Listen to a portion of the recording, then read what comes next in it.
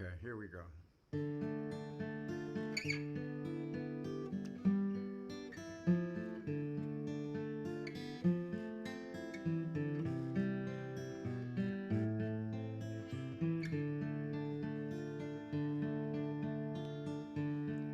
Who am I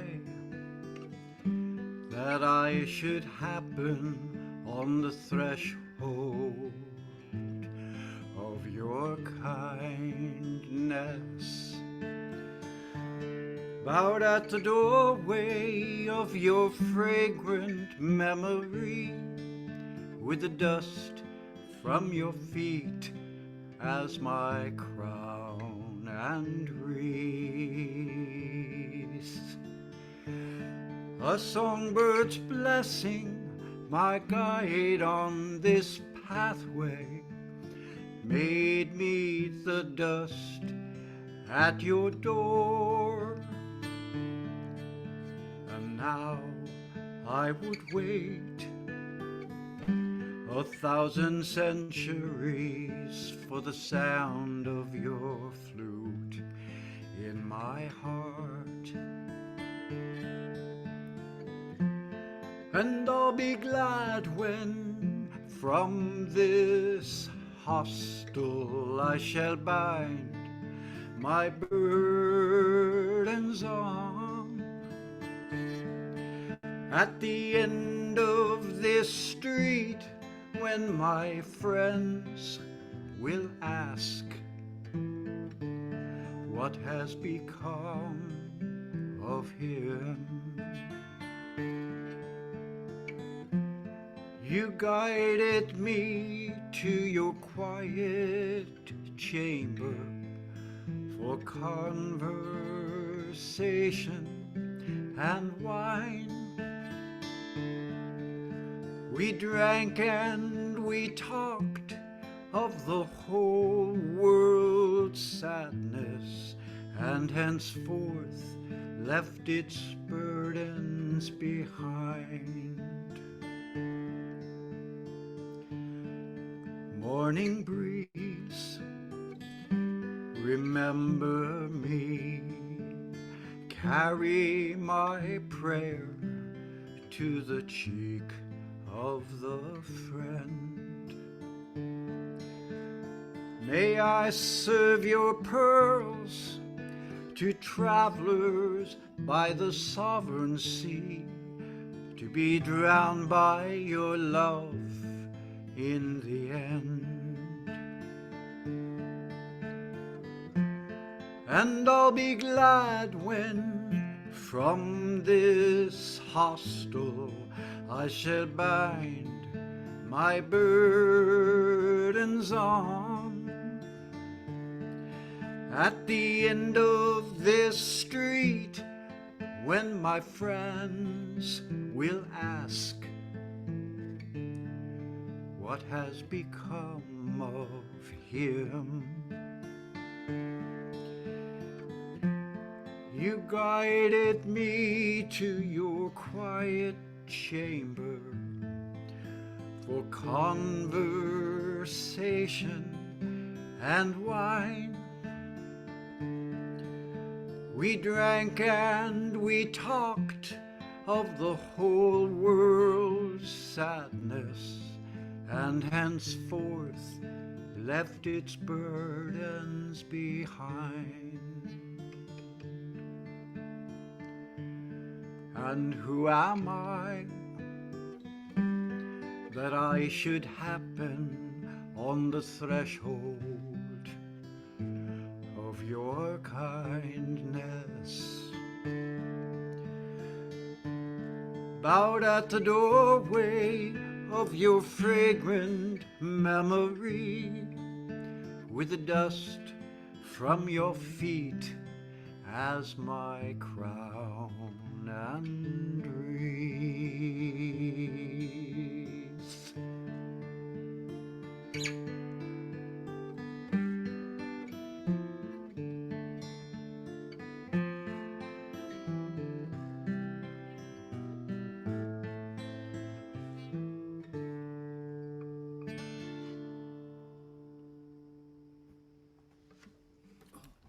Dear Baba. So beautiful. Beautiful. Wow.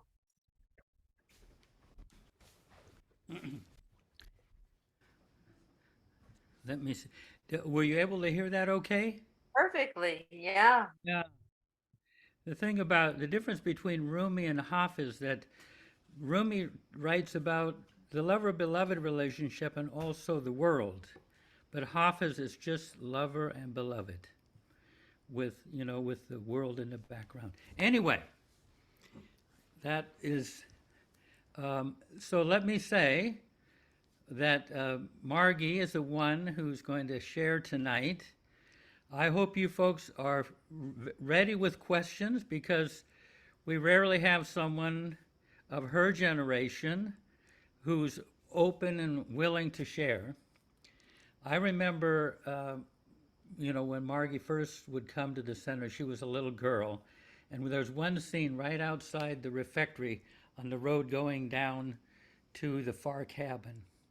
And there she is, she's about, I don't know, 5 or 6, with looking up at me with these golden ringlets. I mean, she lost those things, but these golden ringlets with this big bright smile on her face, and I could see that she had wandered unexpectedly into heaven.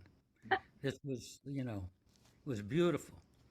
But I thought I would ask her, Margie, you started way, back there, coming here at early childhood, and then she moved here during her, teenage years and all that. But I was wondering if you could share, uh, you know, just how your relationship with Baba has evolved from being a little girl in this wonderland to your present day. I would love to. Thanks for having me. That makes me tear up because I mean, I remember being a little girl in the center, and that was exactly the feeling. Is, I think this is an experience that actually a lot of young Baba lovers have, is that we didn't know where we were. You guys all knew you were going to the center, or you were going to India, we didn't, I mean, my dad never told me it was the Baba Center. It was just somewhere we went. I never, I just remember following Annie and Jeff around, and I was like, wow, they really talk about this. They talk about Baba a lot here. I didn't realize it was like the Baba Center, but it was like heaven. I just thought it was like this beautiful place that they just talked about Baba a lot. I didn't realize it was devoted to Baba, but I guess.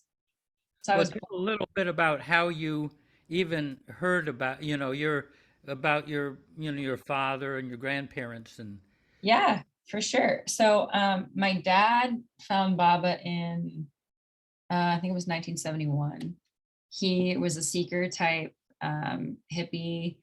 He was a part of a Rika Institute, kind of was trying every guru on for size. Anyway, so he was in his house in Baltimore, and his friend Stefan Polanski called him and he said, I found God and I'm going to India. I found him. And my dad said, I'm on my way. I'm on my way. I just don't have any money.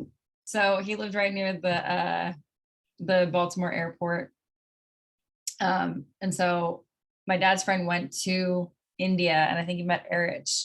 So he comes home and he gives my dad the discourses.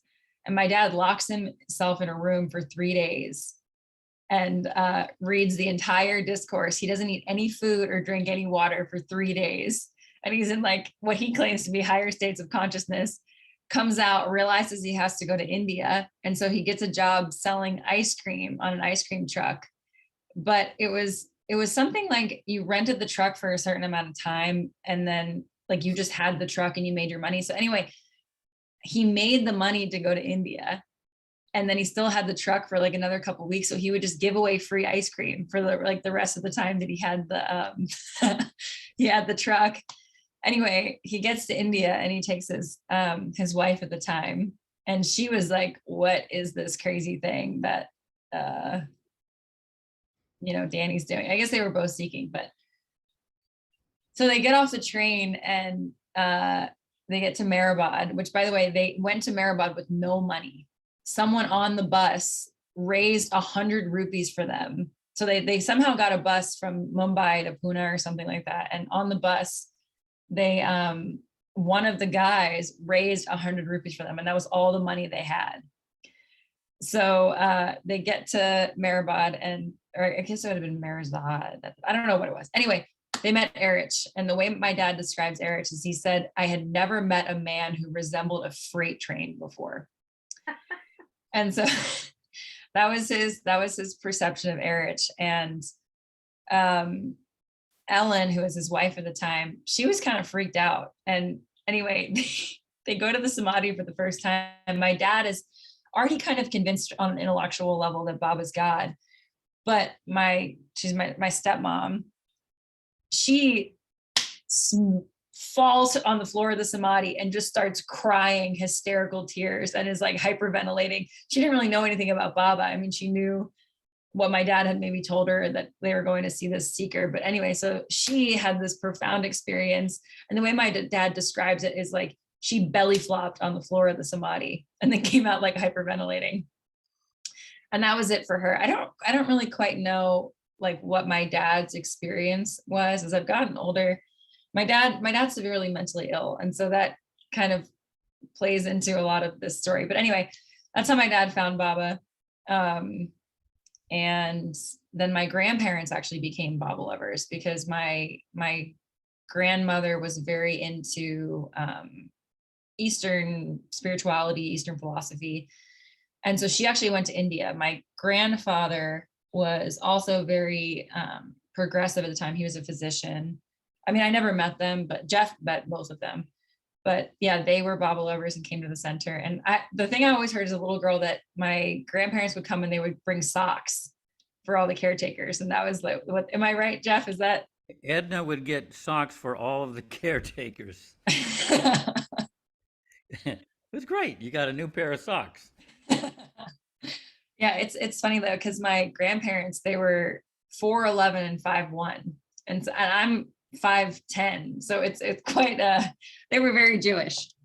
Anyway, so my dad then met my mom, who was not a Baba lover, very against Baba actually, but they had me, and so I grew up having Baba and always being aware of the center, and my dad being very into Baba, but my original love was Jesus.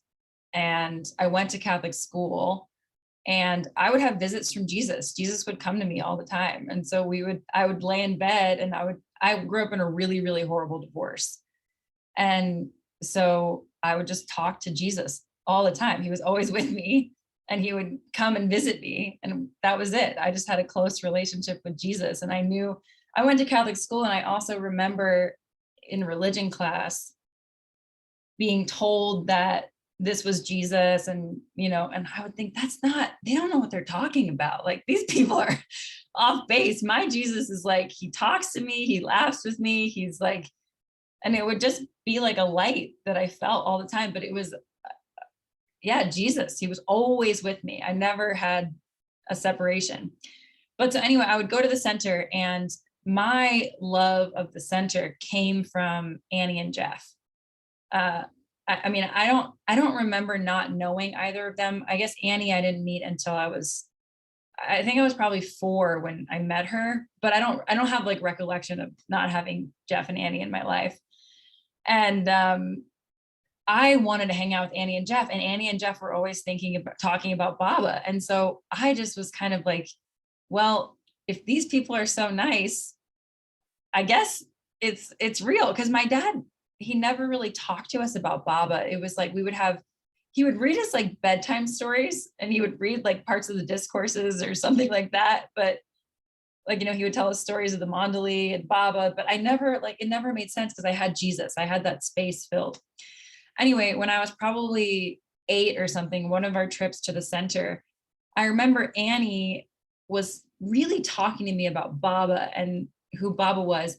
And I was so frustrated because I was confused. I was like, everything she's saying sounds like my Jesus, and this doesn't make a lot of sense. So I don't know why, but I snuck to the lagoon cabin really early one morning, because we would come to the center usually like twice a year or something like that. And I would help Annie and Jeff clean. And so before Annie and Jeff were coming in, I snuck to the lagoon cabin, which I don't know why I thought I had to sneak over there. but I thought I was doing something so mischievous. And I went in the lagoon cabin and I yelled at Baba. And I said, if you're real, you need to show me that you're real, because I want to believe that you're real. And in hindsight, I now see like the fact that I was an 8-year-old yelling at Baba. I believe. He's real, all right. He froze you. Wait, what'd you say, Jeff? So, Margie, oh, good. Did it freeze? Yeah, you froze. Oh, okay. Sorry. No, you didn't freeze for us. Yeah. Oh, Yeah. okay. Okay, go Good. ahead. And if I'm talking too much, let me know. You guys can No, interject not at all. questions at any time. But so in hindsight, I realized that as an 8-year-old, I knew Baba was real. I just wanted him to prove it to me. I really wanted to have that like rock hard. I wanted to know that he was that Jesus, or he had the same powers that Jesus did when he would come visit me. And so, I mean, I just kept going to the center, and my dad would always talk about Baba. Like he was very much, my dad is crazy, and we'll get into that story. I mean, as I continue to tell the story, you'll hear more about him. But I mean, so like when we were punished as a kid, or our timeout, we would have to repeat the prayer of repentance in a corner, like instead of like that was our timeout. Or like he would read the Wayfarers, or my dad would every morning he would scream, I'm going to take my Lendy, and then like go shout his party card prayer. So I have a very eccentric dad. Anyway, so as I got older, Baba kind of became something that I was very much okay with, and I loved the center so much, and I loved Annie and Jeff so much. But it was like more my dad's thing, that I just loved being there. It wasn't so much that I had this like close relationship to Baba. It was just that the center made such an impact on my heart, and it was a safety for me, because I grew up in a very tumultuous childhood situation. So when I was 13, my mother committed suicide, and I think as most teenagers would, I went down a pretty dark path.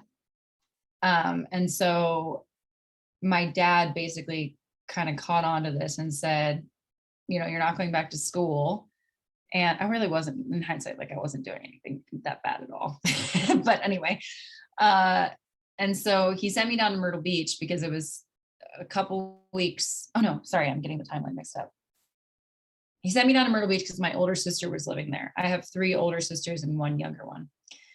And then it was like 2 weeks before spring break. And so I was there just kind of hanging out, not in school. And during spring break, my dad came down to the center with my little sister, and we were standing in the refectory. And I remember this so clearly, of the "Don't Worry, Be Happy" picture that used to be over the hood of the stove in the refectory.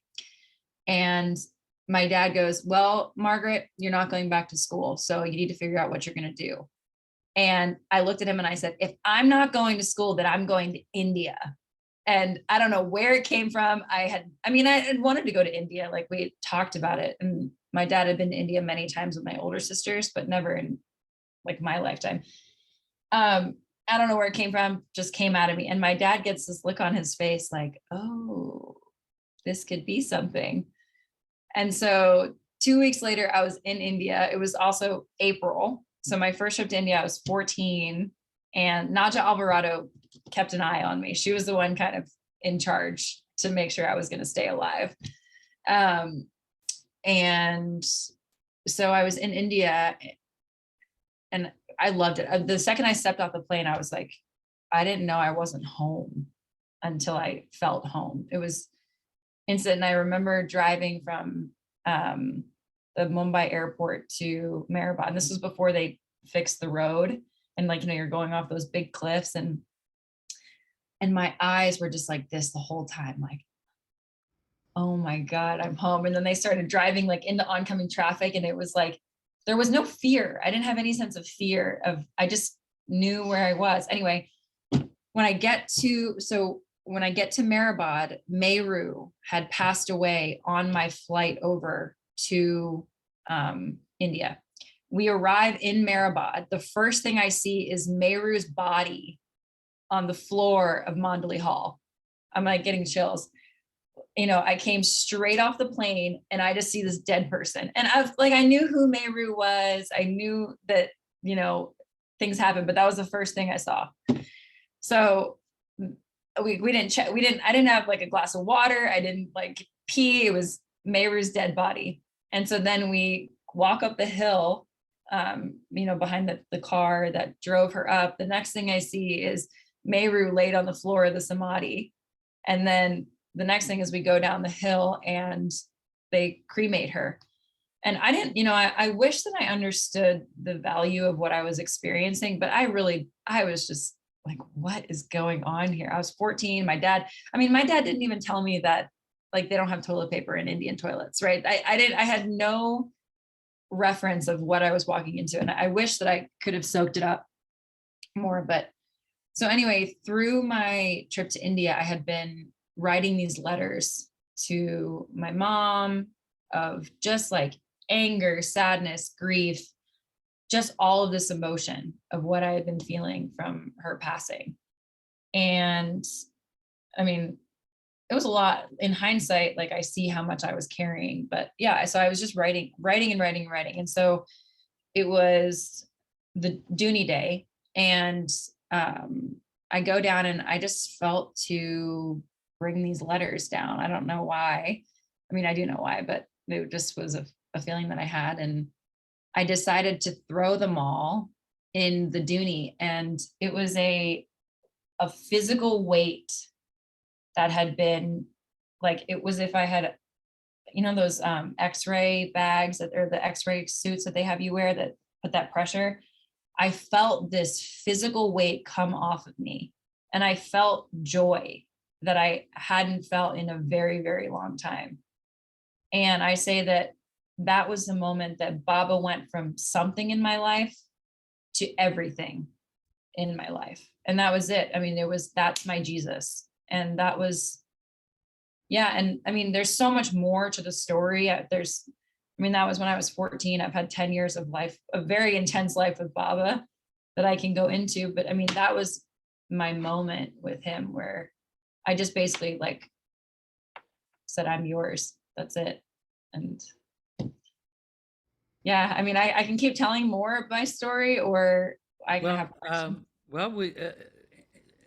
How about any questions that come up? After I answer questions, I did forget. I told Jeff I would say how my relationship with Baba has changed. So after I answer Rich's question, I'll come back to that. Yeah. Rich. Well, I remember sending you, this is going to sound strange, but I remember after I'd watched you a few times, I was sort of mesmerized by you. You have sort of a presence and a bright light, you know, and all that in your expression. But I got the intuition that in your last life, you met Baba in India. And I know it sounds strange to say that, but I would bet on that. But the reason that's important to me is because you're really impressive, Margi. And I don't know how to say it any other way. It's just, you can feel Baba's juice just sprout, you know, comes right out of you, you know, which I think is, and I have one question though. What is your father's last name? Gluck, Gluck. Thank you. Yeah. That's it. Josh. Josh, you got.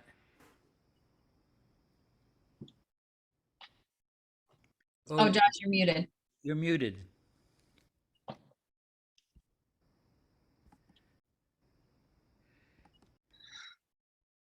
Eventually, we'll learn how to read lips.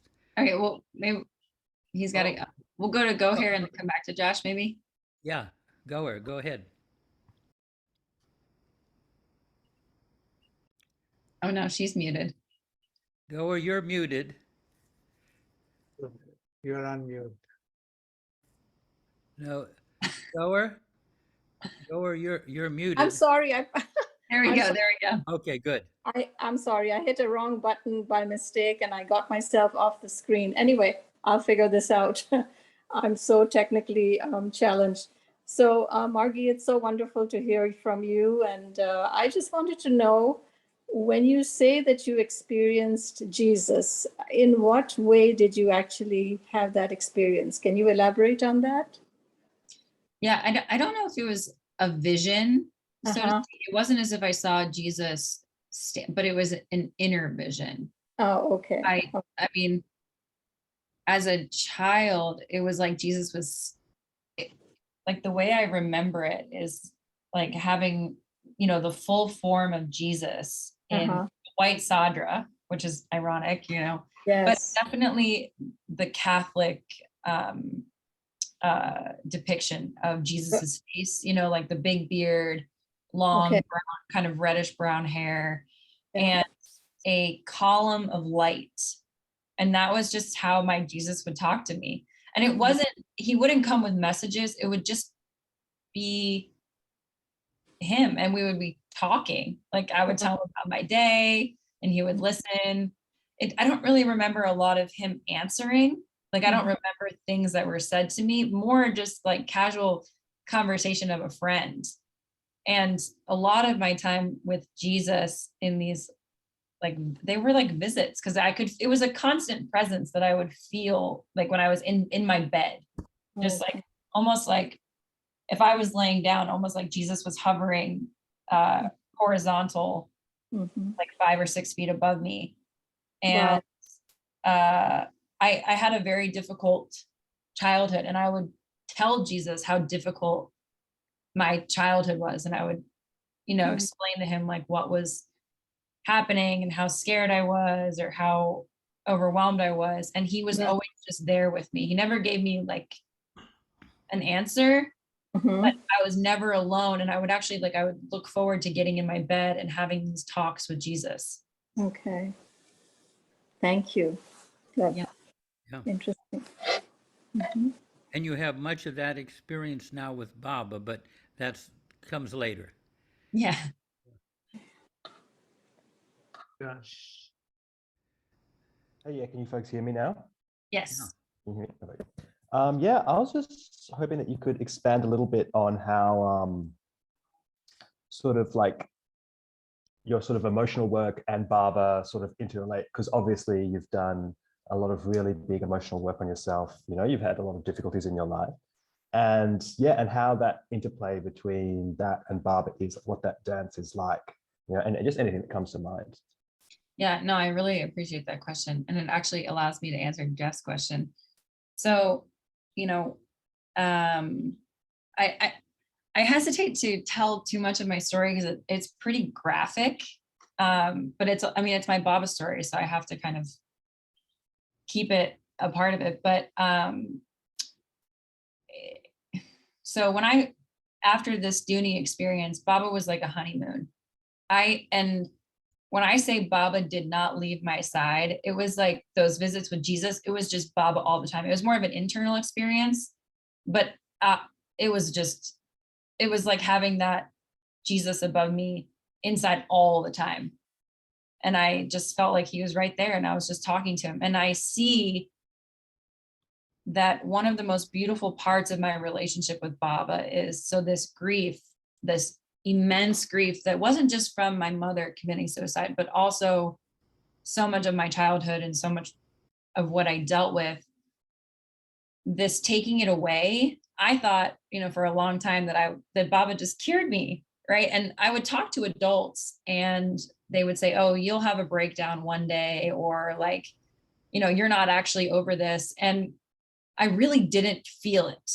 Like I've always been pretty in touch with what's going on internally, but I didn't have it. Like it didn't exist within me. And so throughout, I had a really, really traumatic teen period. So from the time I was 14 to 16, 17, my dad suffers from antisocial personality disorder. And I sustained some pretty severe abuse in that time. But the whole time, like there was, just to give you guys an image, I got locked in a closet at one point, and Baba was in the closet with me. And I got this image of like other plane, like I feel strange about saying it because I'm like, people are just gonna think I'm crazy, but it was like, We weren't. but I saw like other planes of consciousness, and in this closet, even though I was locked in this closet, I was the most free I'd ever felt. It was like I could have stayed in the closet forever because I was in the closet with Baba. There was no feeling of I'm locked in here at all. It was like this is it. Like I have the whole universe right here. But, I see that Baba kind of did that and gave me his presence and this freedom from this grief, because if not, I probably would have had a mental breakdown of what happened in those years. And then later when I was 22, I met my ex-boyfriend, and he basically was like, I won't date you if you don't go to therapy. And I kind of was like, oh, whatever. Like, Baba took care of my stuff. I don't have to go to therapy. And I sit down for my first session of therapy because I really wanted to be with this guy. I sit down for my first session, kind of just thinking like, I'm just going to go here so I can just appease him or whatever, and he'll see nothing's wrong with me.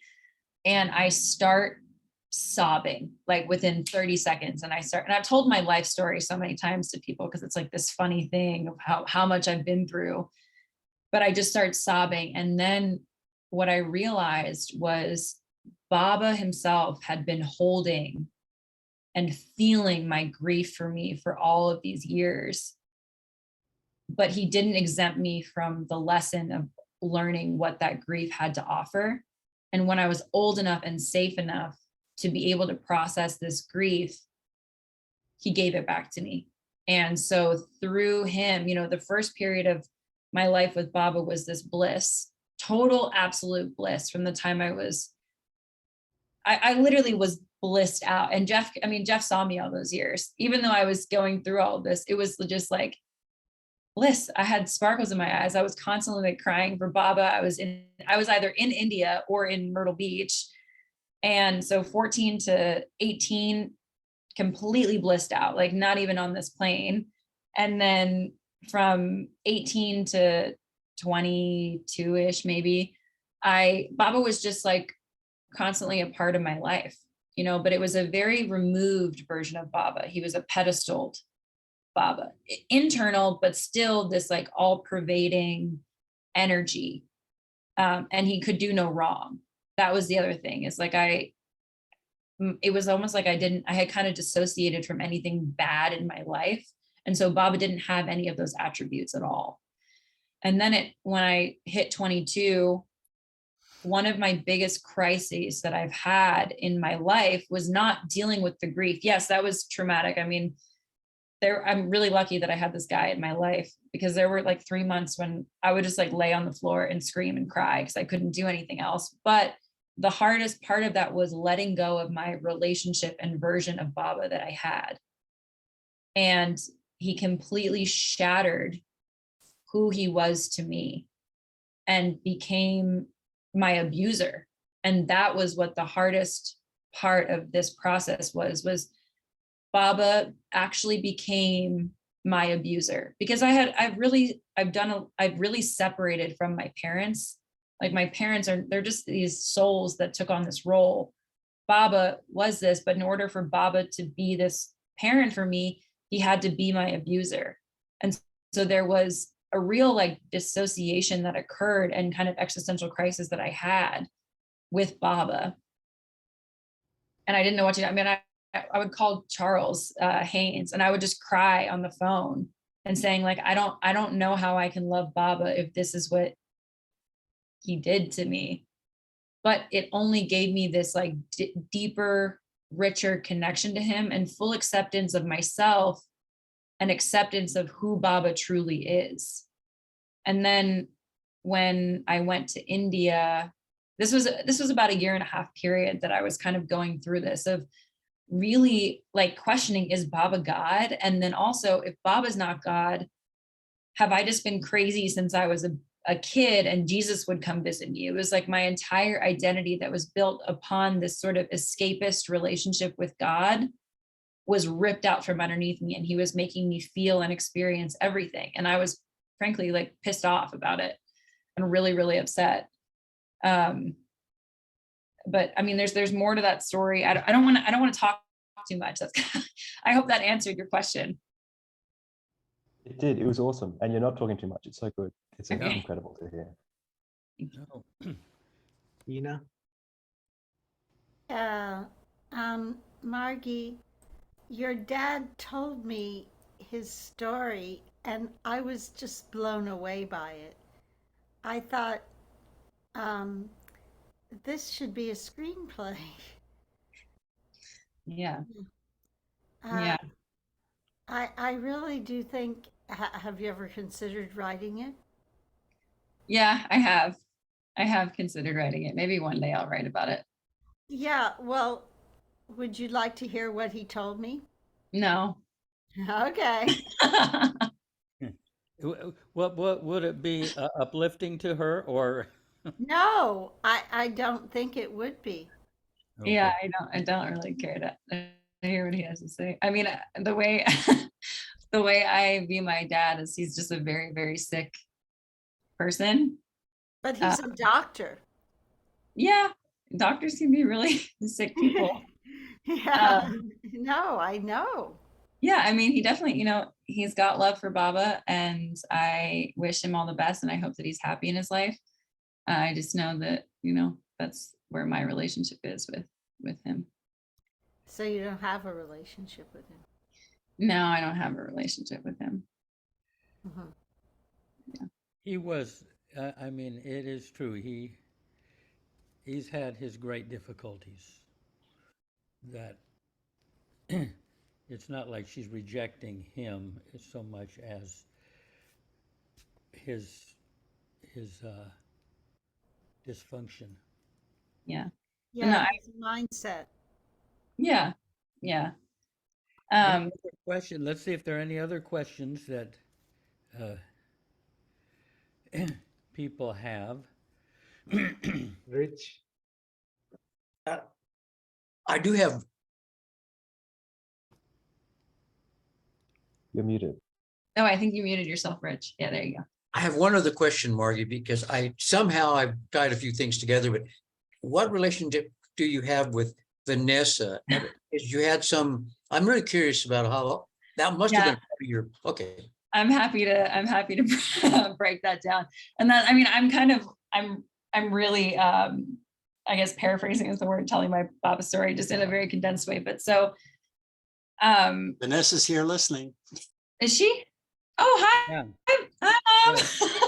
Well, you better edit what you say there. Yeah. So I grew up just being really close friends with her boys. So Narayan is a year older than myself, and then Jalal is a year older than me, and then Francis is 12 years younger than I am.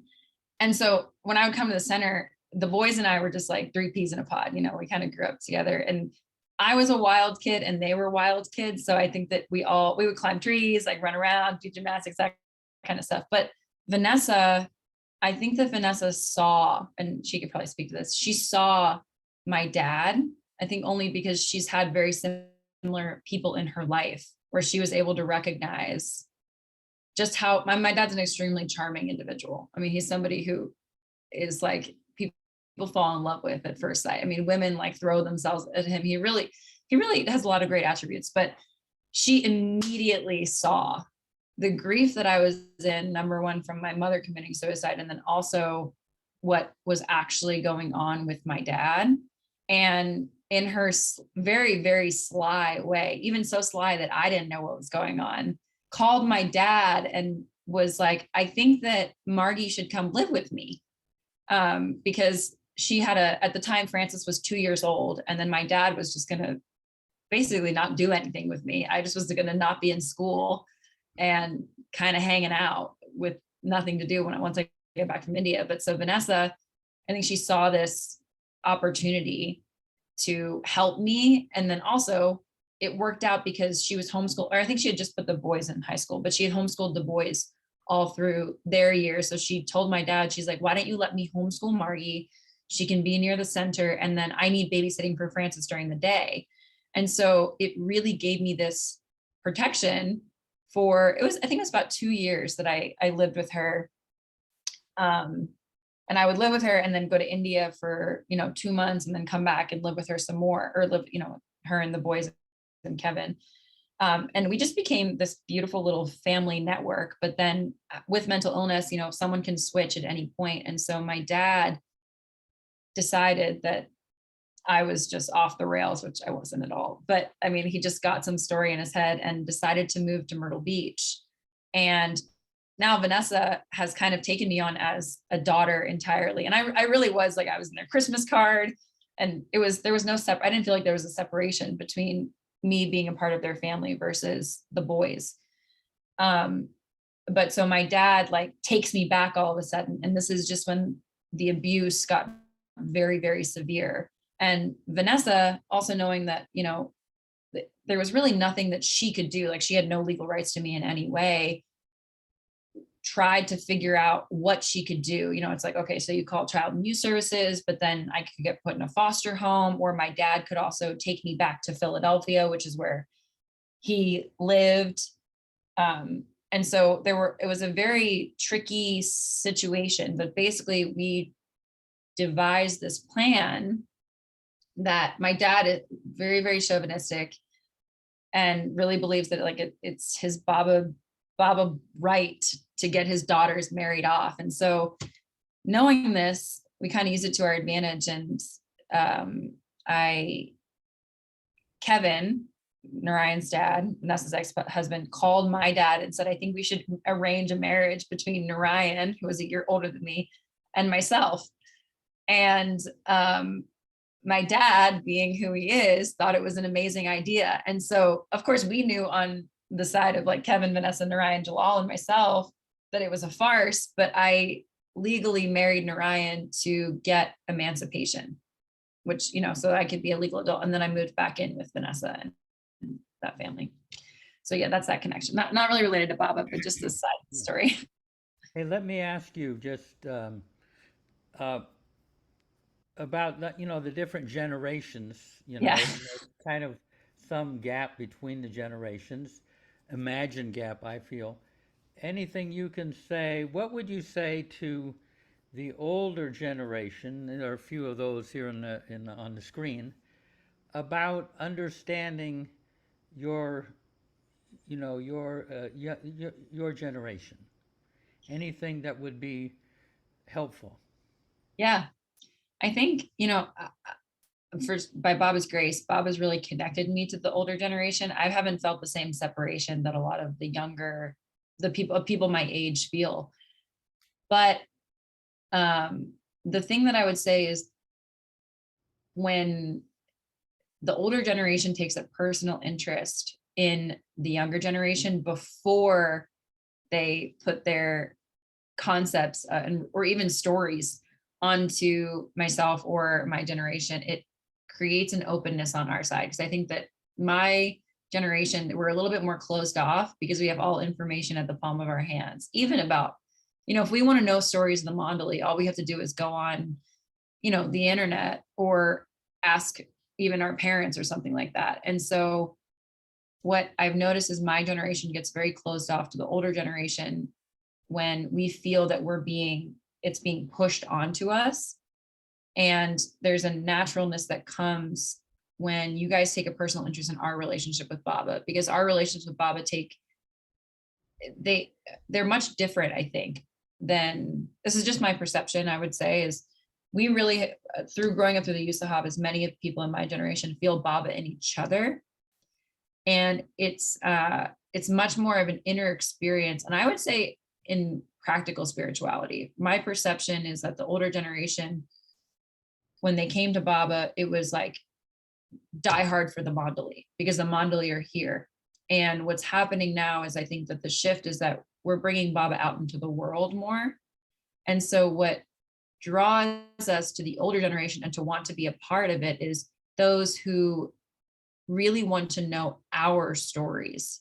And I think there's growth on both ends. Our generation needs to be a little bit less closed off to the older generation.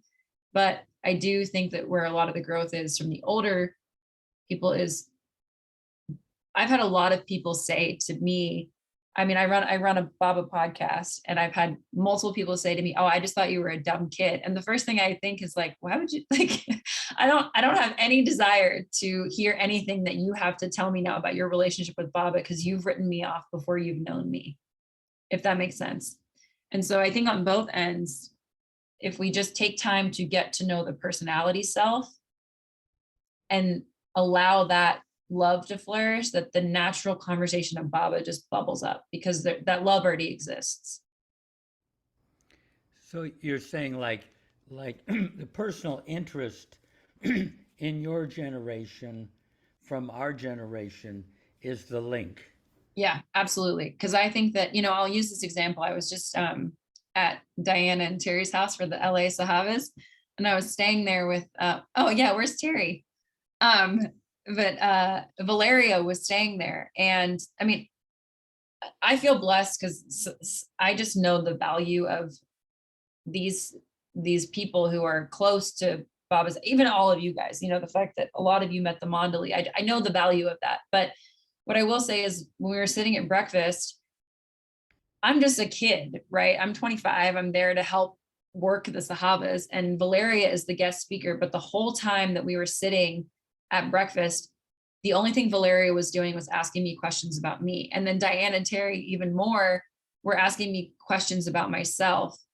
And what it did is it gave me this comfortability that just because I'm young, it doesn't mean that they thought less of me, right? Because they were interested in knowing about my life. And then that interest made me so much more comfortable to share the most intimate parts of my heart, which is my relationship with Baba, with them. Yeah, beautiful.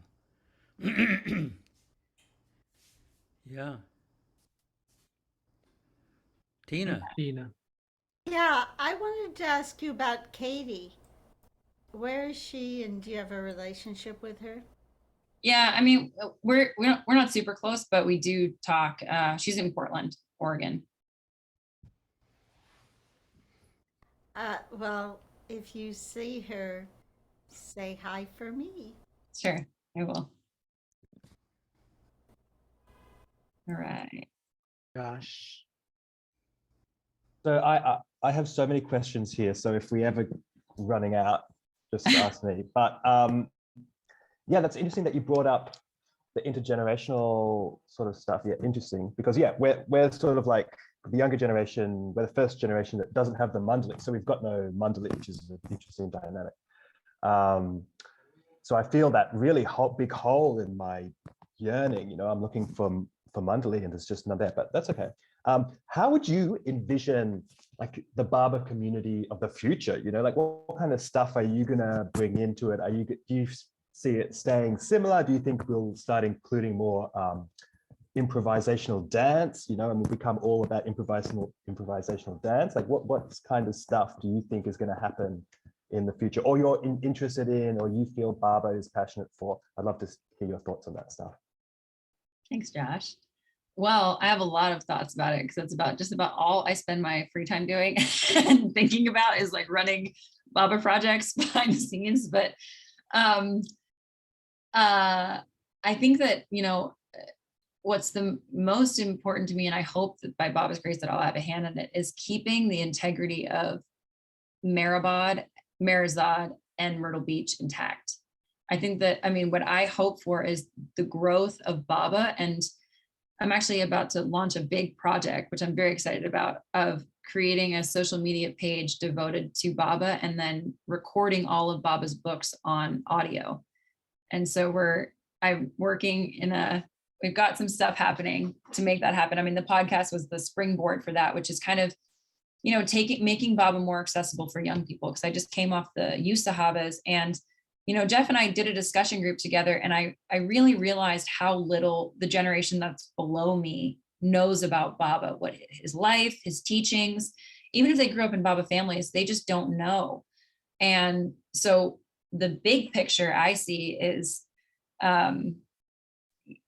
everyone running Baba podcasts. I really see just this whole image of like a social media world that is devoted to Baba for the young people to have more access to that. And that's really like what I'm spending a lot of my energy working on, is getting these projects kind of underway so that there are oral recordings of people of, number one, I mean, young people don't read. And so getting those books on audio, I think, is like one of the most important things, because if God Speaks was able to play in your ear, the amount of people that would have access to it would just multiply. Also, you know, having a lot more in-person Sahavas, but part of another project that I'm working on is trying to get all Sahavas worldwide posted onto one social media page. And so Michelle McKeever, myself, and Rabia Zaleski are working on this project to basically have one spot where all Sahavas are posted so that young people can know when Sahavas are happening. Because I think part of it is, you know, like I just went to the Oklahoma Sahavas, I was in LA, I'm about to go to London because I actively look, but so many young people are like, how do you know about these Sahavas? Where do they come from? And part of it is just getting all of the email lists that exist in the Baba world into one specific thing where the younger generation just has easier access to. So that's kind of, maybe that's a long explanation, but kind of part of my vision. It's something I'm very passionate about. Yeah, and hit me up about volunteering for that, because yeah, I'm literally probably in the same boat, you know. Yeah, well, so, maybe, yeah, I think that we yeah, should collab on that, because we're trying to get that launched in the next month or so. But anyway, also Jeff and I are having a Generation XYZ Sahavas, which if you guys want to be a part of it, let us know, because we'll send you out registration. Yes, September 2nd. 2nd at 1 o'clock Eastern. Yeah, well, Jeff doesn't know this yet, but I talked to Charles and he's going to do a talk before. So we have a whole thing planned. Just get ready for it. Okay. And it's all on Zoom. So On no need Zoom. to travel anywhere. And we'll go into breakout groups and all that. Breakout rooms. if you need help, Backstage. talk to me. So Diane, Hi, sweetness. I have so many questions. I do want to do a selfless plug for the podcast, which is called God in Real Time. God in the real world. Exactly what she said. And we were incredibly honored to be asked to tell our story, but also to talk about intergenerational. And for me, that you're taking up this cause, if you will, or this conversation is so incredibly important, because just in this past, couple of days alone, 2 big Baba lovers in Australia went to Baba. That generation that knew Baba, that knew the Mandalay, are getting closer and closer to the last chapters in their lives. And if the baton is not handed over to the likes of you, we will, be a few steps backwards. So I cannot thank you enough. And I usually am so fascinated with people who are born in Baba families, and how and when Baba came to them, as opposed to it being, the families thing. But you addressed that, so I took my hand down. I brought it back up because I wanted to hear how your relationship with Baba has progressed as you become more into yourself. I remember you had a great, another selfless plug. Margi has a late night with Margi and Peter on Thursday nights at 10 o'clock East Coast time. I can't encourage you to come to that enough. But I know you conducted one about being angry at Baba. I mean, you have been very, very candid about a very passionate relationship. And I think and you just made some huge changes in your life, both internally and externally. How you bring Baba in to be your partner in crime here, or however you want to talk about it. And Jai Baba, and I love you. I love you too. Thank you. And Diane, I just want to circle back to one thing that you said before I answer your question, but something that I often hear is the young people need to step up. And I think that in the world, that language really needs to change, because what that feels like to us is we do want to step up. we really like, I know I can speak for probably Josh too. We do. Like, I know for myself, if somebody gave me the keys to the center and was like, run this, I would be in Myrtle Beach, living there, making it happen. It's just, there is a transition that needs to happen. And I think there is a feeling that there, maybe I'm wrong in projecting this, but like a lack of trust in the younger generation, because we were not with the Mondley, we weren't trained by the Mondley, and we are going to change things. You know, I think it's very likely that we will, like Josh said, like more freeform dance, you know, there will be changes. And I think that for good reason scares the older generation, but there needs to be more room for what Bob is bringing with the new humanity, rather than just what the Mondley did. Because I think what the Mondley did is amazing. And the way I say it is, I think that my generation is learning to marry the personal with the impersonal. The generation after myself is the impersonal. You know, it's the age of social media. Nobody knows everyone. But people who are from about, I would say 25 to 40, maybe 45, we are this in between where we do have some of the old personal and the impersonal of the social media generation, and really, you know, honoring that our process is different is going to help make that transition in the Baba world so much easier. And I wasn't saying, Diane, by the way, that you were saying that, but I just want to address that. But so coming back to having that anger at Baba and making him a part of it is, yes, I've been very angry at Baba, and my relationship with Baba is constantly changing. And the only thing that I have come to terms with in my relationship with Baba is that I never know who he is. Until I'm gone, I will never know who Baba is. And anytime I get used to the way that Baba talks to me, or the way that Baba feels in my body, or the way that he shows up, what I've found in my own life, and maybe it's not the same for anybody else, but when I get too used to that and too reliant upon that, he will use it against me, because it's holding on to an identity of who he is. You know, for me, I get an intuitive feeling. I don't really know how to describe it. It's like a chill, or I did for a long time. But then I was relying so much upon that intuitive chill that I wasn't really connected to Baba anymore. I was more connected to the intuitive feeling in my body. And then I started like losing touch with that and getting really angry at Baba that I couldn't trust those feelings. And then Baba gave me a whole new way of listening to him. And so I think, to answer your question, Diane, a lot of my relationship with Baba is just waiting for what his next call is going to sound like, and however he wants to show up in my life. Does that make sense? Beautiful. I don't know. It makes sense in my head, but we're going through life usually at rapid speed. Are you asking him, like, are you turning it over to him every day? I mean, what's your ability to show him the window of opportunity he has with you? I think I'm very blessed by this. And I always say that whenever we're able to think of the beloved, it's only because he's graced us with that. And so I like to knock on wood when I say that Baba's with me like constantly. And I'm always, I mean, not every second of the day, but I wouldn't say I go more than an hour not checking in with him and saying like, oh, Baba, is this, maybe let's say 2 hours. Cause I don't want to, like, I see somebody's eyes and they're like, oh boy. No, but I mean, really, when I wake up in the morning, I say, Baba, you know, what am I going to do today? And it's not perfect. I mess up a lot, right? I often don't know what I'm supposed to do, but I do try. And I've also, a big thing that I've learned in my relationship with Baba is I can never, ever escape him. And I've tried to just be like, Baba, I can't take this anymore. I'm leaving you. I'm not doing this. I throw my hands up. This is too hard.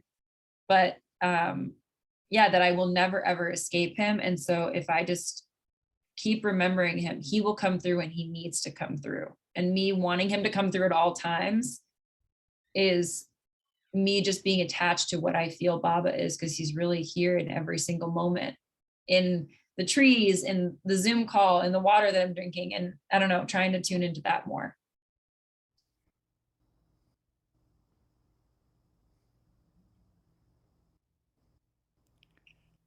Should we go to Marion? Marion. Yeah.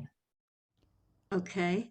Hi, it's me, Mary, in New York City, and I am beyond words expressing gratitude for your being here tonight, sharing all of that, things I never knew about you. I'm really grateful.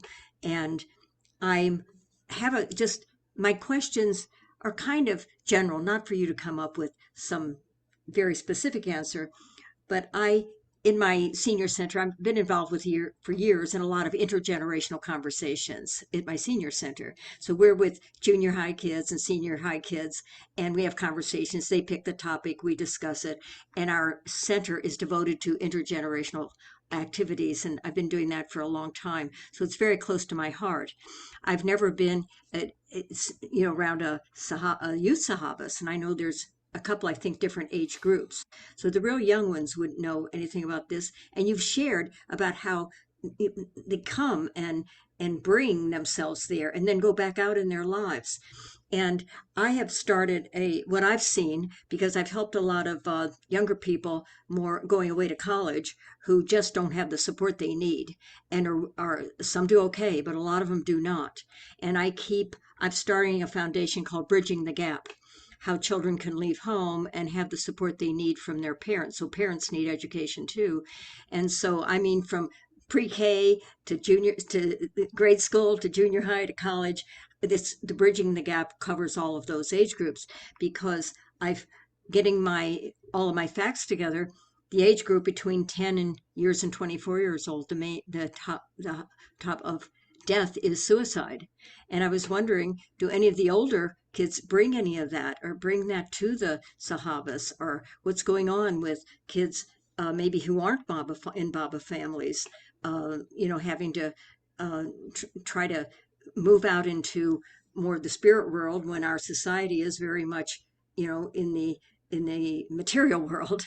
So I was wondering, like, what kind, and I know sometimes I cannot talk about Baba. I have to do what Baba says.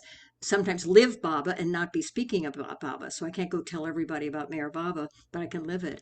And I was wondering what you have noticed about this and the needs of these young people in our society, not just the Mayor Baba families, but people out in the world, who are not followers of Baba.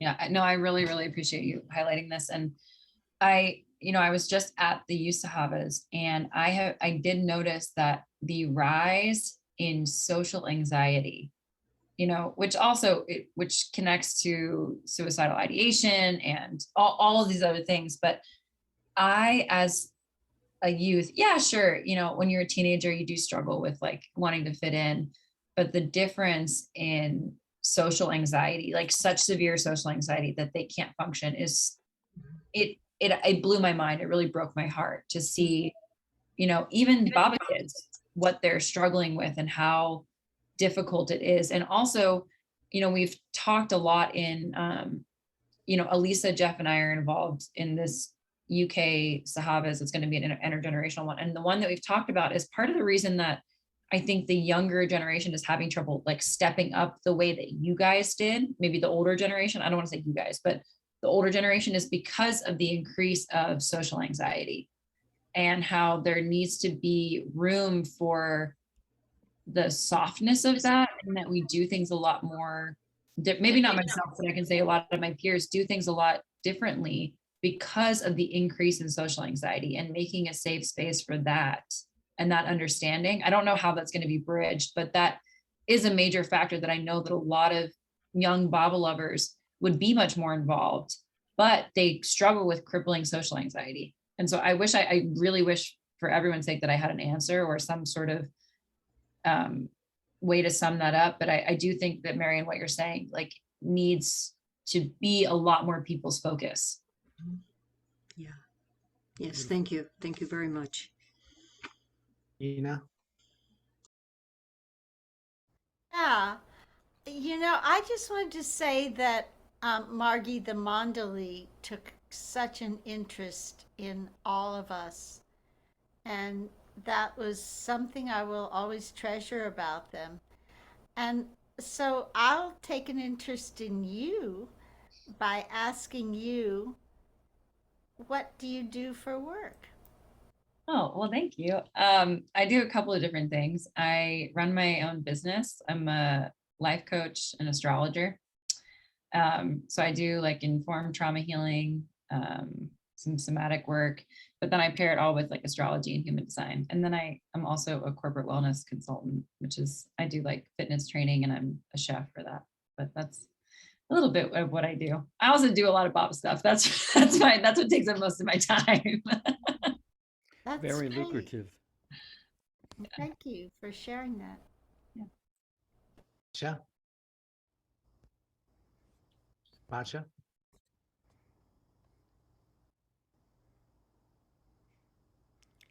Whoop, Martha, we can't hear you. You're on mute. I was writing in the chat because I didn't know if I'd get called on. I totally identify with everything that you've said and that I appreciate you sharing. I also had a really difficult life, but right now I'm learning to do iMovies and I've been like recording, learning to play playing the ukulele, and I've been reading from Mayor Baba Calling, and I have photos that I'm including. I'm going through thousands of photos, and then it makes me feel good to know that maybe that sharing will be good, because I have no idea why I'm doing this, but it's become like an obsession, right? Like every waking moment, I'm like, I totally talk to Baba too all the time. And you talking about being angry at Baba made me realize that I was angry at Baba too. So now I yell at him sometimes, like, give me a break. Like, I can't take anymore. Like, why? But everything that he does is for a reason, because otherwise we'd be stuck on the outer plane. And so he keeps giving us these jabs so we keep moving on the path. Otherwise we'd be stuck in happy land and not move on, and it teaches you to, anyway. So for the first time, I've signed to go to a Sahavas. I'm going to the one in Asheville. I'm so excited. I decided one night in the middle of the night, if I get a plane, I'm going to go. And I did that. And then I couldn't find a place to stay. And all of a sudden I have a place to stay. And I'm so excited about that, because I really love music. And I didn't go to Woodstock. I was sick. I got real sick when I was 18. So I had a really pretty crappy suffering life, pain, and then I always say, well, yeah, Baba says you can handle it, right? Because it brings you closer. But what really kind of, I don't know if I should say this publicly or not, so maybe it might have to be edited out. I really get angry with people that try. Baba says, you can't understand me. I'm the highest of the high, right? And he wants us to be happy. And there's all these people picking apart things and arguing about things. And they just have to clear their heart out so that Baba can be in there, because when you got all those desires and junk in your heart, he's got no room, So I say, just clear your heart of all and I say every day I get up, and I remember what Jeff said, bathe yourself in Baba. So I do that, and I read from that book. I'm really hooked on that book. Mayor Baba Calling. The one I just said. But anyway, I do that, and then I realize that the day's going to go by and I can fill it the way I want now. I'm free. He freed me. I can do what I want. I don't have to. My neighbor keeps saying, you want to go here? You want to go? No, I'm staying home and walk my dog in the garden. And you just have to, he wants us to be free. And I think that, I feel like right now we're all Baba clusters, like bubbles, like that maybe we all have these connections because we were together before and he's connecting all of us. And so I'm old generation, but I don't really feel old. And I'm glad that you guys want to get to know me, maybe, because I do talk a lot sometimes. But I'm come from a family where I would just be quiet all the time. I would hold everything in. And I realized that was my fault if I didn't come out and make the effort to do things. But I was just like a person that was afraid. I was afraid of lightning. I was afraid of this. And I think it was because of past lives. But right now, it's like Baba made me go full circle. And I think I'm not going to go back in that cage anymore. So, it really kind of bugs me that people stay in their house and they're afraid to move, because you might as well just go, why are you here if you don't do anything, and enjoy what Baba's given us? Jai Baba. Jai Baba. Thank you. No, that's really beautifully said. And I spent a lot of my life I thought that suffering was the fastest path to God.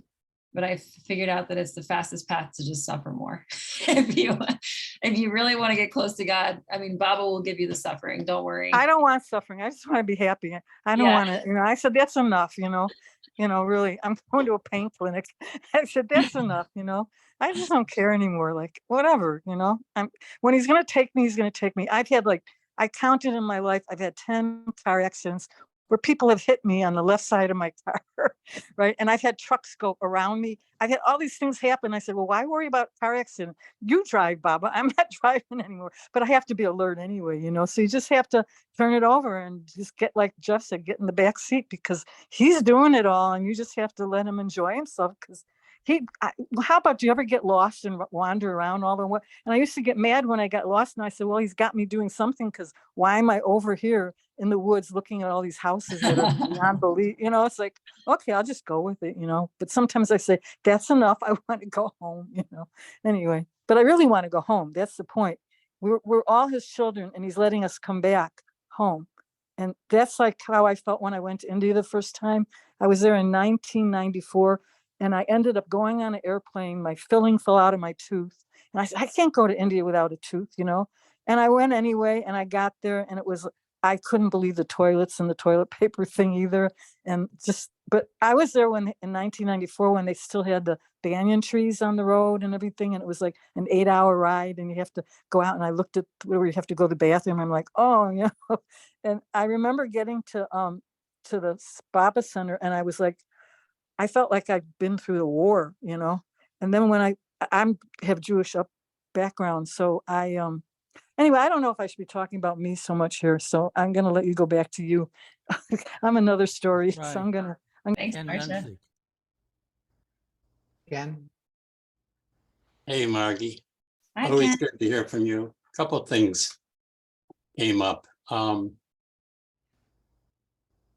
One thing, you talk about our generation with the Mondali, but once in a while, I used to think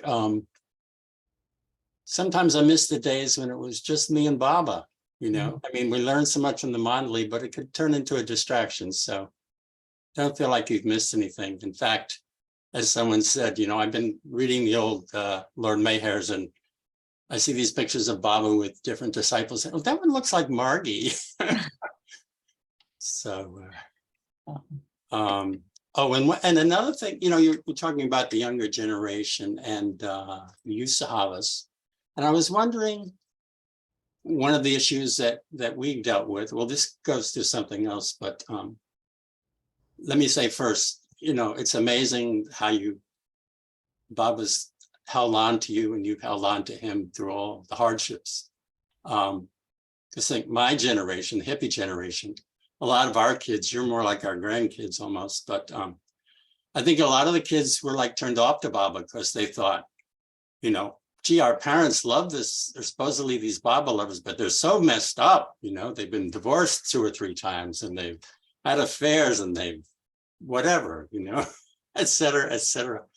And they seemed hypocritical to us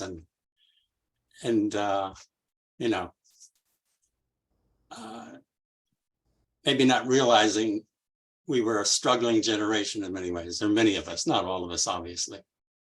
So there's that. But I was wondering, as drugs is a big issue, I've just been reading a book on that. And of course, the center has a rule, no drugs. But does that come up or do they deal with that at all in Youth Sahavas?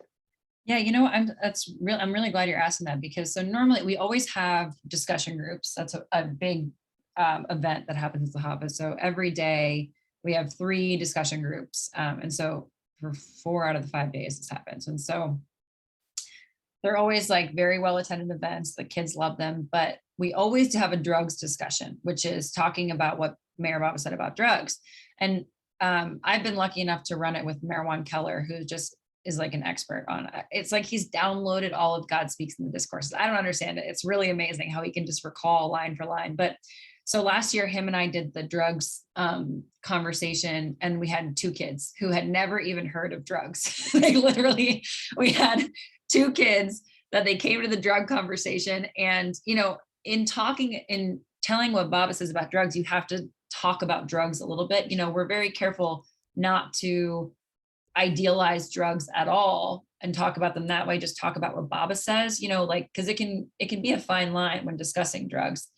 But the 2 kids that came last year, we were talking about LSD and they were like, what's that? And so it was interesting. But then this year, we did have 30 more campers than we did last year, but Marijuana and I also ran the drug discussion, and we had about 25 kids, which is the highest attendance for like discussion groups ever. Normally there's like, I don't know, 8 to 12 kids in each one, because there's 3 different ones.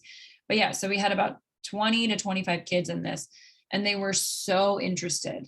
And we really talk about, what Baba says happens when you take drugs. And what was so interesting is what the kids were really interested in. Normally what I've seen in the drug discussion is kids either are they have no idea what drugs are and they think drugs are really bad. And so even what Baba says about them, it doesn't really affect them because they've already decided that they're bad. Or you can see them kind of smirking and being like, oh, whatever Baba said about drugs, I don't care. But this year, there was such engaged conversation about the interest of the effects, the spiritual effects of what drugs do. And also there were a lot of questions about, very informed questions about like ayahuasca or people who use drugs in like spiritual and religious ceremonies. And so Marijuana and I had to kind of navigate that. And,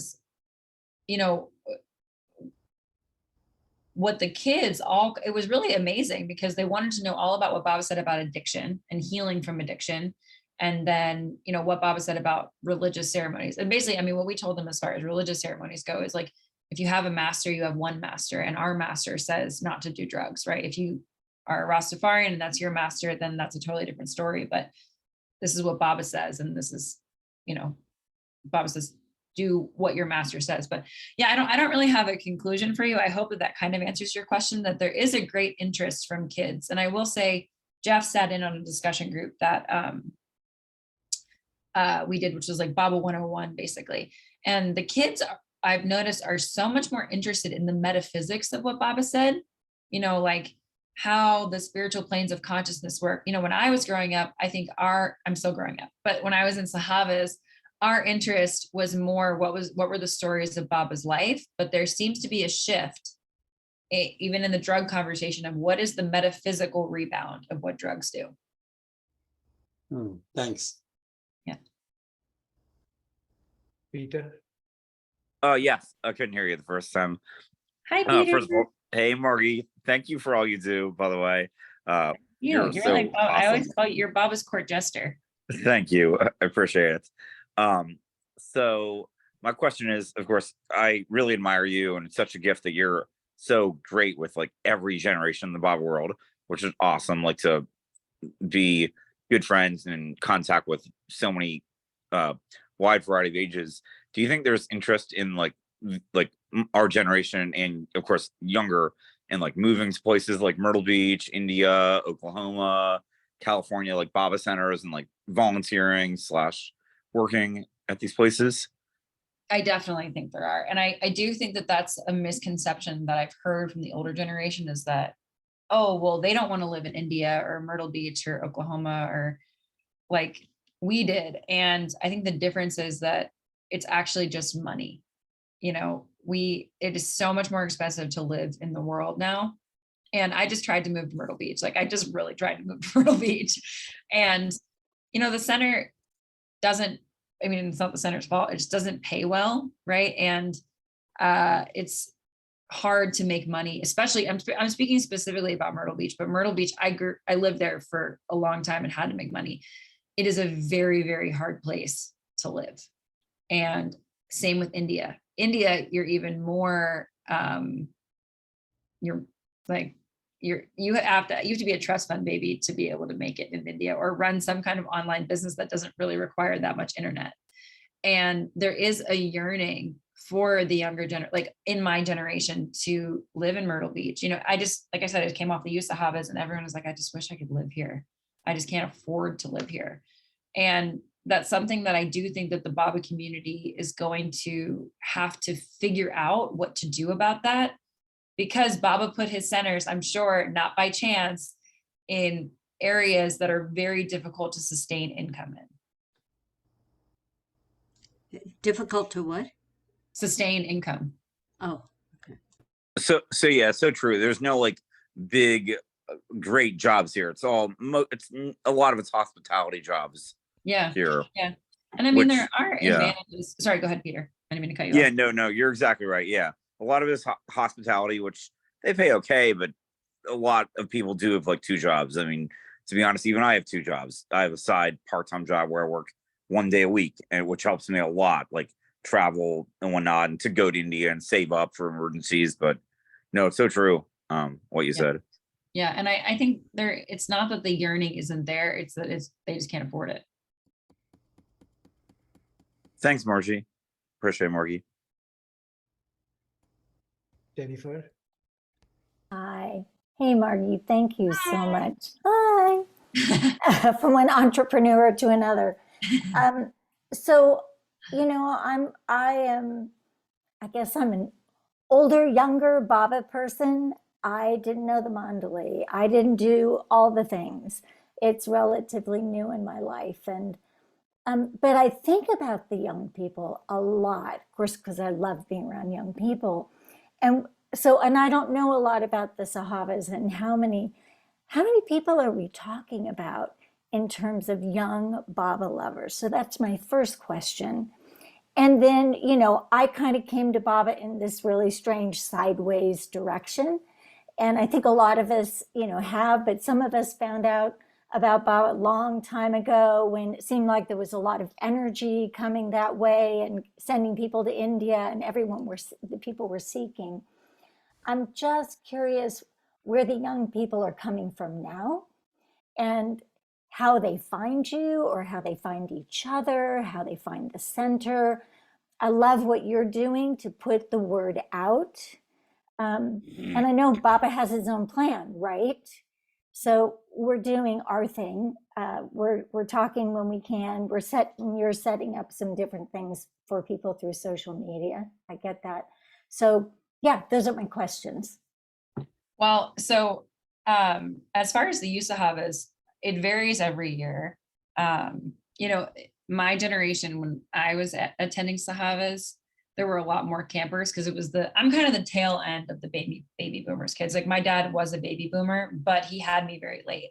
So I would say probably from Peter's age. Peter, are you 45, right? 40, how old are you? Close. 42. 42. I'm sorry. 40. Matt, That's okay. I think Matt Talbot's 45. He's not. Yeah. Matt's 42 as well. Oh, whoops! I just messed it all up. It's okay. Anyway, so yeah, from I would say like 25ish to about 40, we had huge years of Sahavas. There were like, especially kind of between Peter and myself, there were like 100 and some kids at the Youth Sahavas. Yes, I was gonna say at one point they paid for the volunteer staff to stay in a hotel across the streets in the late 90s, early 2000s. I want to say. Yeah. Yeah, because there were just too many people to fit on the center. But this year, there were. I might fudge the numbers either, like one or two either way. But I think there were 71 staff, so that's young adults. And then I want to say there were 65 campers. I'm pretty sure. And so that's a pretty decent amount, And then, okay, sorry, what was your other question? So my other question was about like new young people coming to Baba. Where are they coming from and how are they getting in touch with other young Baba lovers? Yeah. One way is Asheville. I don't know if you guys know this, but a huge percentage of the people who stay on the Baba Center in Myrtle Beach are actually just people from Asheville who have like heard about Baba through some secondary means, right? So that those are. Go ahead, Ken. What were you gonna say? I could just speak to that. From 2011 to 2018, I gave tours once or twice a week, and literally probably 1,000 people from Asheville came through the center in those years, if not more. And many of them, heard of this place that was cheap on the ocean, and there was always this sort of discussion between, are they here for Baba or not? And then when we'd have the discussions, and someone would always put up their hand and say, well, I came for the beach, but Baba got me. So Jeff would speak to that too, I'm sure, but yeah, the word just really went out in Asheville, and it was 3 or 4 new people every week or more. Yeah. And of course, it's become a big Baba area now because of all the older Baba people that have moved there. Yeah. Yeah, no, definitely. Dan Stone gave me some statistic that it was like 1/3 of the center's like revenue comes from just first timers from Asheville. But yeah, I mean, a lot of now actually there's something interesting that's happening with the Youth Sahavas that did not happen when I was a camper. That so many kids come to the Youth Sahavas and then they go home to, you know, wherever their home city is, and they tell their friends about the Youth Sahavas, and then kids whose parents have never even heard of Baba are coming to the Youth Sahavas just because their friend told them they went to a cool summer camp. So that is something new that's kind of happening. Like this year, I couldn't believe how many like non-Baba kids there were at the Youth Sahavas who truly knew nothing. I was talking to this one kid and I was just like, oh, how's your Sahavas? It was Dooney night. And I was like, oh yeah, like, you know, how's your Sahavas, whatever. And he was like, oh yeah, well, you know, I really relate to the spirituality of it, but I don't quite know about Baba. Like my parents are just spiritual. And I said, well, what do you think about the Dooney fire? And he was like, yeah, it's pretty weird, but I really like the summer camp and the food's good. So that's one way that they're coming in. Thanks. I just think it's interesting, you know, because when Baba talks about these big numbers, they're going to keep growing and growing. I'm just, you know, I just sit here in Lexington, Kentucky, wondering what's going to happen next. So it's fun to hear what you guys talk about. Thanks. And we also don't know like how many young adults, teenagers, kids are in India and whatnot. Yeah, it's true. Let's go for Tony. It's getting a little late. Yeah, it's getting pretty late. It's our generation, which is goes to bed. I wanted to just agree with what Richie said earlier, that Margie, you are a very big Baba light, and you have definitely been with Baba, and you were close enough that somehow you have picked up this listening for his wish that is clearly leading you on to these plans, which I'm finding really inspiring. And back before COVID lockdown, Baba clearly inspired me to do something in New York that he clearly wanted, his birthday celebration that year in the city. And it was the closest I'd ever felt to Baba in a different way. And after it was over, before the lockdown though, I was saying, you know, that was such a beautiful feeling to be so tuned into what you want. And is there something else that I can do that with now? Because I'm feeling like addicted to it. It's wonderful. And he did give me something. And then COVID hit and I was not able to follow up on it. And I can now.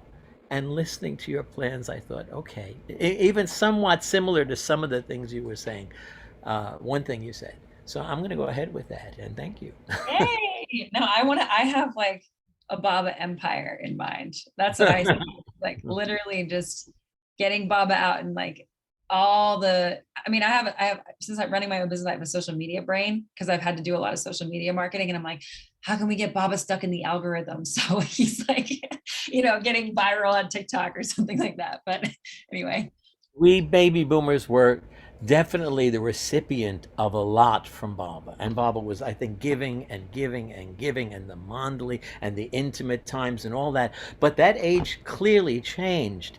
And I've been feeling, where is the energy for Baba to bring Baba now forward into this new world that has been born already? And I'm hearing it tonight. And it's wonderful. It's wonderful. Yeah, we're here. Something that I think that for all healing across the intergenerations, that something that just like the verbiage needs to be taken out entirely because it's really damaging to the young people is, when are the young people going to step up? That is like, so it hurts our hearts so deeply because many of us have tried to step up. And I really think that we could do so much work just by getting rid of that phrase in the Baba world. because it's not that we don't want to step up, it's that I mean, Josh is shaking his head, and that's just a major healing point that we could take forward. It should be one of the old people going to get out of the way. Yeah. Well, well, get out of the new road if you can't lend a hand, to quote Dylan. I think it's more like when we can all get together. Yeah. And have one big party. One big party. A Baba party. Yeah. Okay. Marian? Hey, yeah. Marian? Oh, okay. It was very faint. Hi. I think you've already partially answered my question, Margie, about young people coming who are not Baba followers, because maybe the parents have heard about it and they come, because I was wondering about that. So that's a partial answer already answered. The other is, I was wondering, because I've always been drawn for many years to groups here, especially in New York City, about of a religion like Jewish, Christian, whatever, who are beginning more and more to live at the essence of their religion, because Baba spoke about that. You don't have to leave your religion to come to me, but you must live at the essence of your religion. And so it sparked me to get more involved with these groups, and not necessarily to speak about Baba, but to find out what opportunities there are there for this evolution in religions coming together as beads on one string. So I was wondering what else you're noticing about people who are coming that still are practicing another religion and are Baba followers.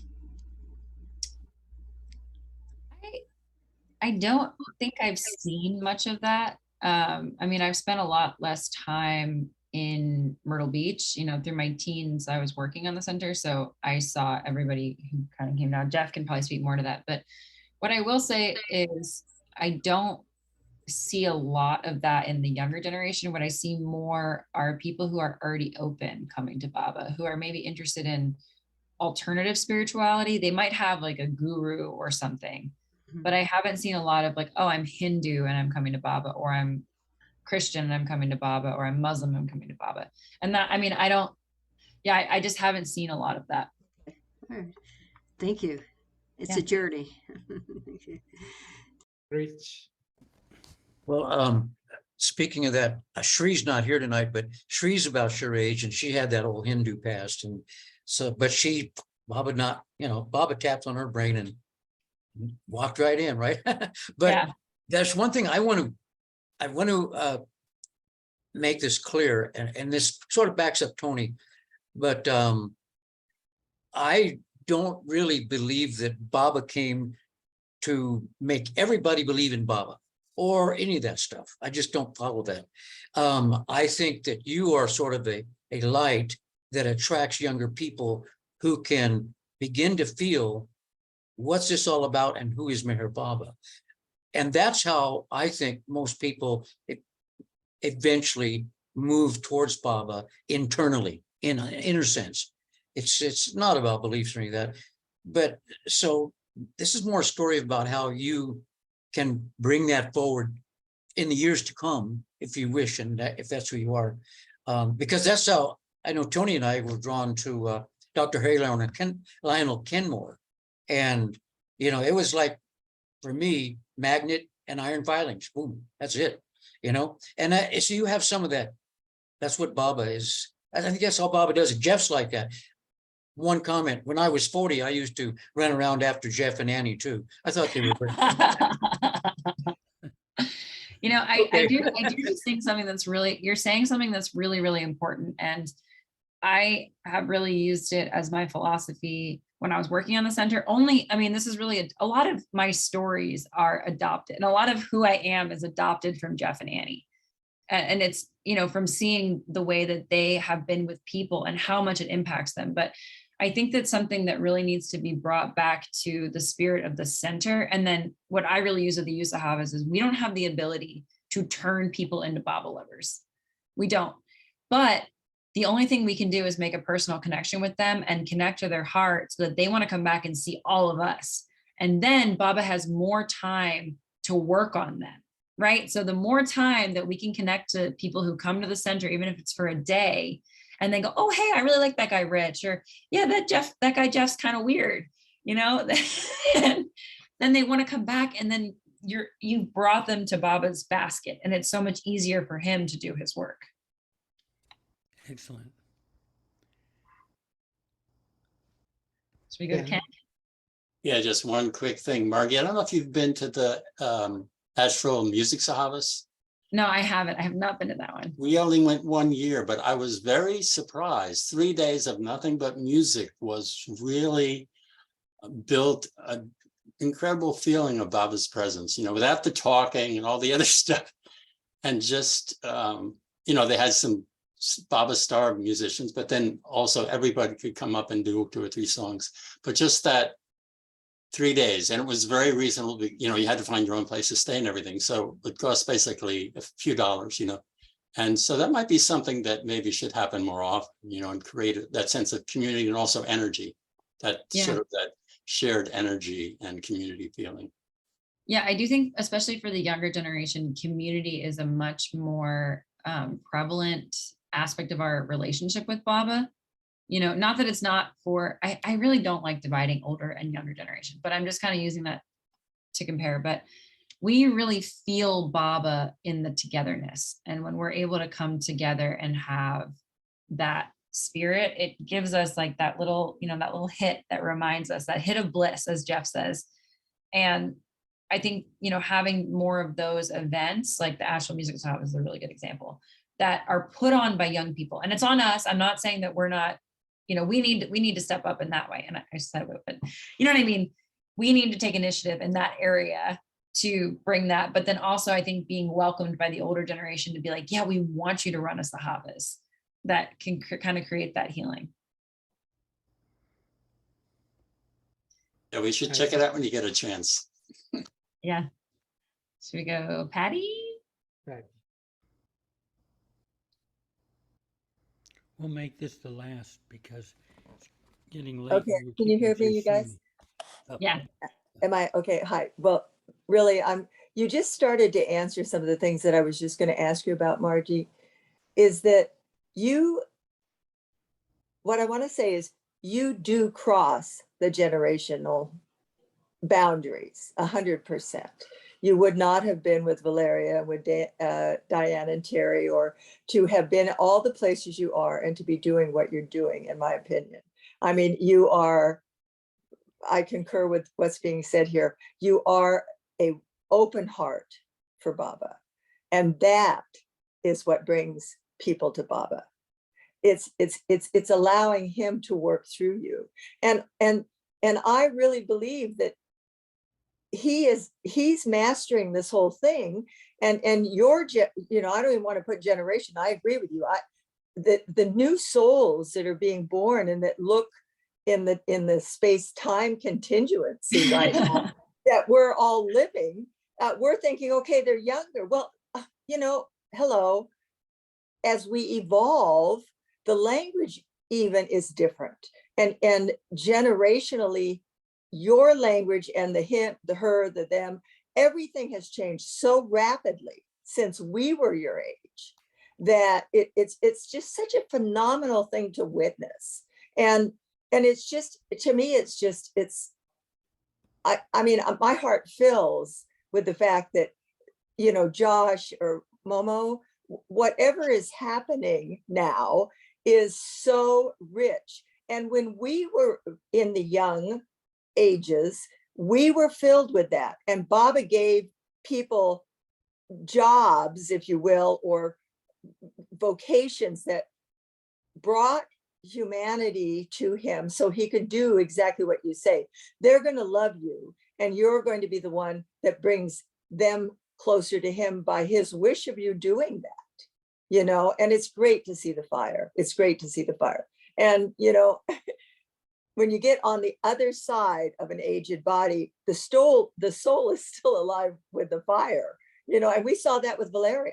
I mean, she was full of fire. And I've known that woman for many, many years and have spent oodles of time with her. And it was such a gift to be there with all of you. And to see that, as you were being a helper, walking around and doing all this stuff, I'm thinking, wow, you could be right up here talking at that moment. I knew that. just by being with you. So I'm just expressing just incredible gratitude to everybody on the screen here, and knowing that, you know, Baba's working so fast and so marvelously quick through the souls that have these young bodies now. And I personally don't get to see a lot of them, but I do when I come to the center, and I do when I get places like LA. So thank you. Very, very nice. Hey, Now- so let's, do we have a final quote and a few moments of silence? But thank you, Margie. This is fantastic. Yeah, beautiful. You did, you know, I just asked her just a couple of days ago. Okay, yeah. Well Actually, done, Jeff Jeff. said, he said, Margie, Well I'm done. really in a pinch. I forgot to send out an email. Will you be my guest? That's That true. was a good surprise. Yeah, Yeah. beautiful. Okay, anybody, Goer, have you got a quote for us, or? Sure, Jeff. Baba says, forgetfulness of the world makes one a pilgrim. Forgetfulness of the next world makes one a saint. Forgetfulness of self means realization, and forgetfulness of forgetfulness is perfection. Jai Baba. Read that once again, and we'll have a few moments of silence. Forgetfulness of the world makes one a pilgrim. Forgetfulness of the next world makes one a saint. Forgetfulness of self means realization, and forgetfulness of forgetfulness is perfection. Jai Baba.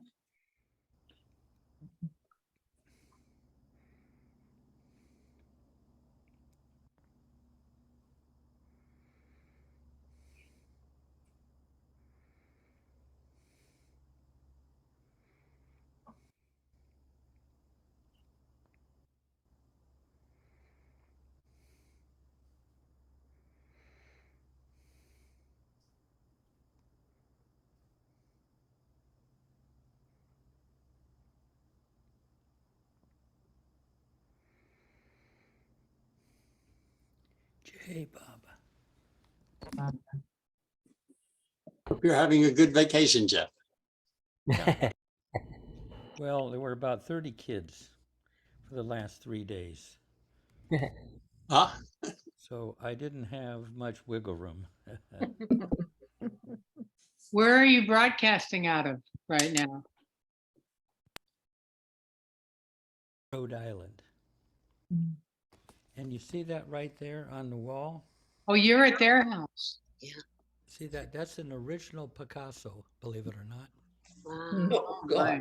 And on that table, Andy Warhol.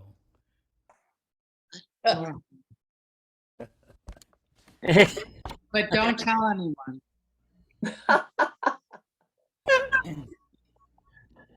So, And there's an original Jeff Wolverton right in the middle of all that. Yeah.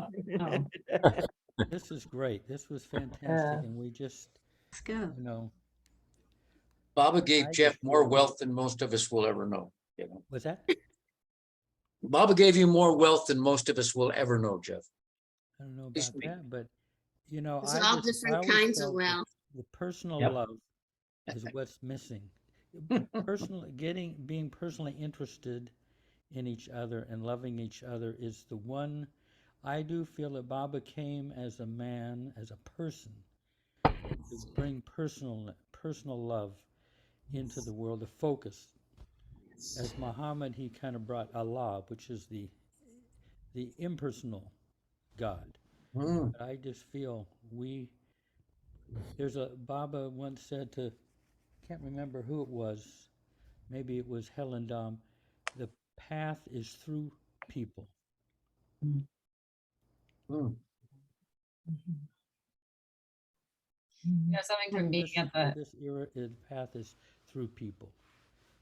We have to kind of leave our little mansion and go out and see some other people in the neighborhood.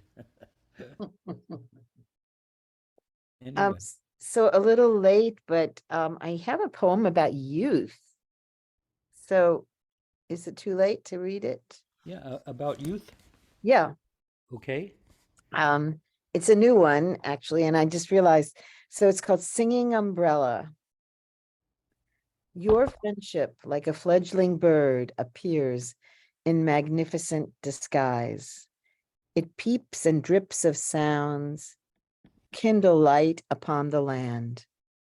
So weak it would seem, so likely to flash and crash on its virgin flight.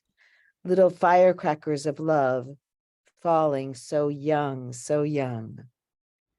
But this is the irony and beauty of your opposites, beloved. For the peeper that belongs to you, swept up on the morning breeze, carries your friendship to earth with the power of youth. Your friendship is ever youthful, ever delivering the bright hope and courage of the tiny birds. While appearing meek, it transforms all. It flies aloft the breeze after tottering on the nest. And when the bird sounds rise in a myriad chorus, they make a singing umbrella of life, even interrupting the morning prayer. Your friendship is beauty. It lives in hidden glances and smiles within the wrinkled folds of the aged young. Exquisite beauty is power itself, and you lend it to me, to all of us, with your ancient and constant benevolence. Beautiful. Beautiful. Ooh. That's beautiful. Thank you, Baba. Hey, well, thank you all for coming. And Margie, I'm glad you were here for that. Glad Yeah. I get to read that to you. I like that, interrupting the morning prayer. Yeah. Okay, Margie, thanks again. Thank you guys. I appreciate it. I better see all of you on Thursday late night chat. I don't know why all of you are on Sundays, but not Thursdays. Don't go to It's like a popularity contest out here. Anyway, much love. Much Thank you, love. Margie. Jai Baba. Thank you. Thank you, Margie. Thank Thank you, you, Jeff. Thank you, everyone. Thank you, everyone. Jai Baba, Jai Avatar, Baba. Ki- Avatar Mer Baba Ki Jai. Era, Mer Baba, Ki Jai.